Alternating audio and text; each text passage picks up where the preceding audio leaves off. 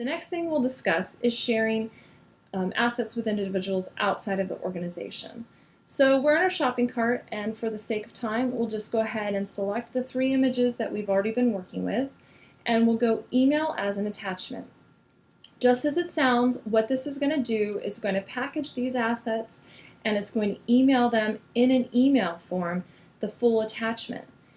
So we have the retrieval task just as we did when we conducted a download. And because we're emailing these, we want to make sure that we're only doing that if we only have 1 image, or we're going to use them at a fairly small file size, because most people can't receive more than 20 megs in an email inbox. So for the sake of argument, we're going to do web small.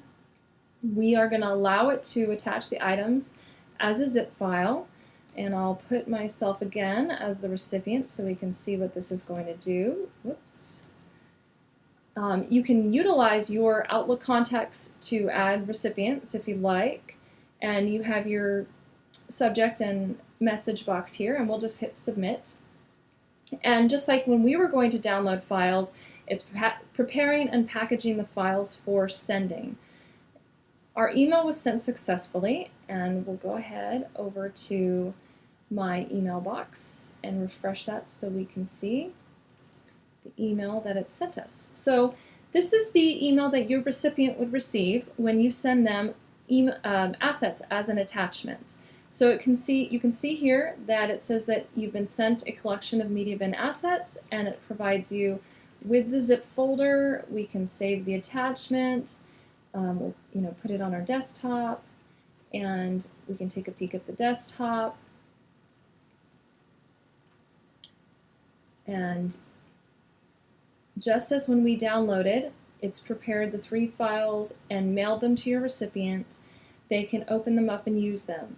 Please bear in mind that this individual that's receiving these images from you is not receiving a copy of the content license agreement or any of the information with the rights available for the use of these images at this time.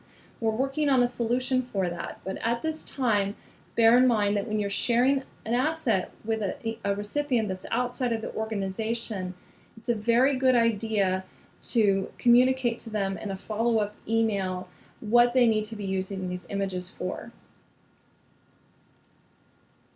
Let's go back to Mediabin, and we'll explore the other option. We'll select the same 3 images, and the other option is to email as a link. This works great for when you're working with larger images, or you need to provide several images, or you're going to provide someone a very high resolution image. So we'll click the email as a link, and we get our retrieval tasks here, and we'll say in this case that we're going to do a print medium because it's not going via email, so we can go a little bit larger. You can go as large as you want, but because I don't want it to take too long to process, we'll do it that way. Enter your recipients and any additional message and hit submit.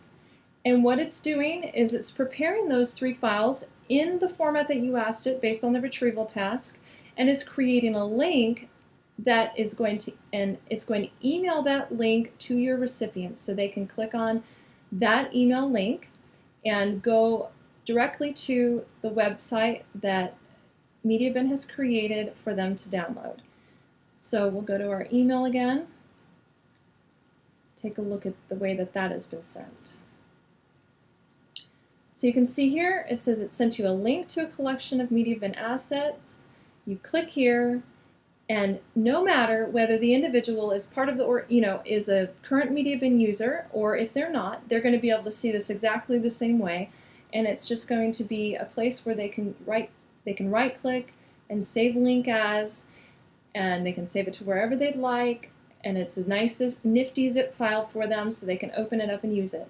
Once again, these assets are not being sent along with any of their rights information.